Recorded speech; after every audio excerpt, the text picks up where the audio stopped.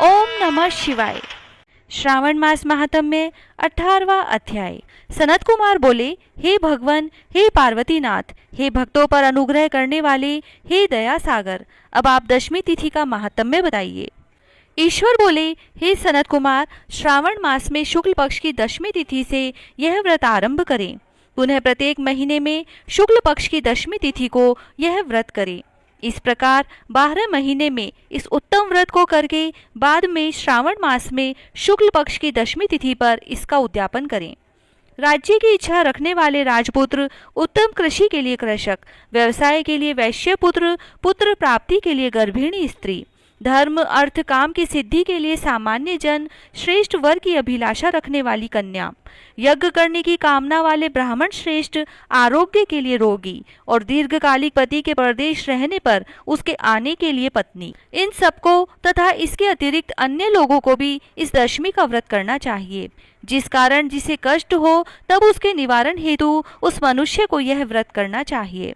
श्रावण में शुक्ल पक्ष की दशमी के दिन स्नान करके देवता का विधिवत पूजन कर घर के आंगन में 10 दिशाओं में पुष्प पल्लव चंदन से अथवा जौ के आटे से अधिदेवता की शस्त्र वाहन युक्त स्त्री रूपा शक्तियों का अंकन करके नक्त वेला में 10 दिशाओं में उनकी पूजा करनी चाहिए।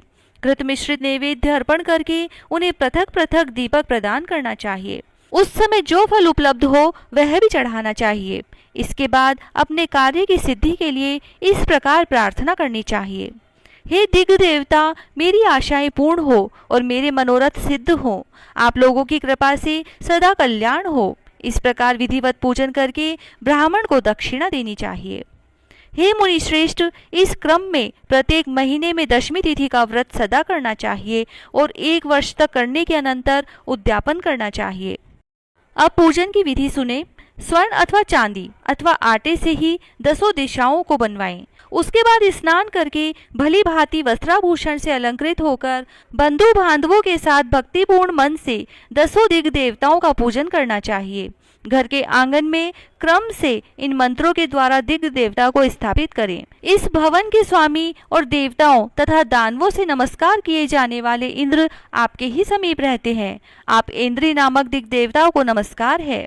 हे आशे, अग्नि के साथ परिग्रह होने के कारण आप आग्नेयी कही जाती है। आप तेज स्वरूप तथा पराशक्ति है, अतः मुझे वर देने वाली है। आपका ही आश्रय लेकर वे धर्मराज सभी लोगों को दंडित करते हैं, इसीलिए आप संयमनी नाम वाली हैं। हे याम्मे, आप मेरे लिए उत्तम मनोरथ पूर्ण करने वाली हो। हाथ में खड्ग धारण किए हुए मृत्यु देवता आपका ही आश्रय ग्रहण करते हैं, अतः आप निर्रति रूपा हैं। आप मेरी आशा को पूर्ण कीजिए। हे वारूपी, समस्त भवनों के आधार तथा जल जीवों के स्वामी वरुण देव आप में निवास करते हैं, अतः मेरे कार्य तथा धर्म को पूर्ण करने के लिए आप तत्पर हो।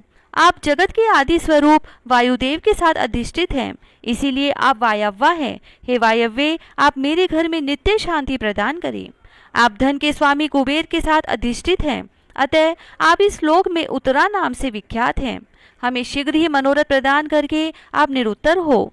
हे ईशानी, आप जगत के स्वामी शंभु के साथ सुशोभित होती हैं। हे शुभे, हे देवी, मेरी अभिलाषाओं को पूर्ण कीजिए। आपको नमस्कार है, नमस्कार है। आप समस्त लोगों के ऊपर अधिष्ठित हैं, सदा कल्याण करने वाली हैं और सनक आदि मुनियों से घिरी रहती हैं। आप सदा मेरी रक्षा करें, रक्षा करें।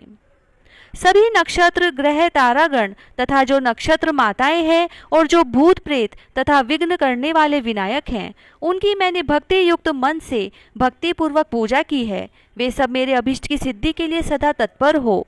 नीचे के लोगों में आप सर्पों तथा नेवलों के द्वारा सेवित हैं, अतः नाग पत्नियों सहित आप मेरे ऊपर प्रसन्न हो। इन मंत्रों के द्वारा पुष्प धूप आदि से पूजन करके वस्त्र अलंकार तथा फल निवेदित करना चाहिए।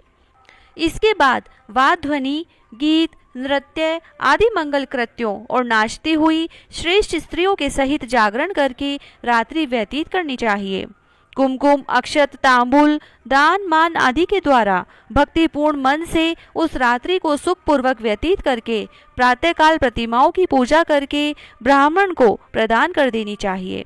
इस विधि से व्रत को करके क्षमा प्रार्थना तथा प्रणाम करके मित्रों तथा प्रिय बंधु जनों को साथ लेकर भोजन करना चाहिए। हे तात, जो मनुष्य इस विधि से आदर पूर्वक दशमी व्रत करता है वह सभी मनोवांछित फल प्राप्त करता है।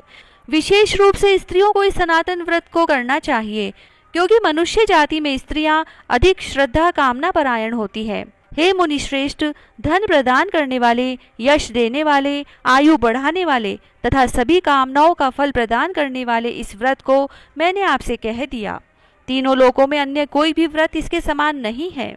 हे ब्रह्मपुत्रों में श्रेष्ठ, वांछित फल की कामना करने वाले जो मनुष्य दशमी तिथि को 10 दिशाओं की सदा पूजा करते हैं, उनके हृदय में स्थित सभी बड़ी बड़ी कामनाओं को वे दिशाएं फलीभूत कर देती हैं। इसमें अधिक कहने से क्या प्रयोजन। हे सनत कुमार, यह व्रत मोक्षदायक है, इसमें संदेह नहीं करना चाहिए। इस व्रत के समान न कोई व्रत है और न तो होगा। इस प्रकार श्री स्कंद पुराण के अंतर्गत ईश्वर सनत कुमार संवाद में श्रावण मास महात्म्य में आशा दशमी व्रत कथन नामक 18वां अध्याय पूर्ण हुआ। ओम नमः शिवाय। जय श्री राधे।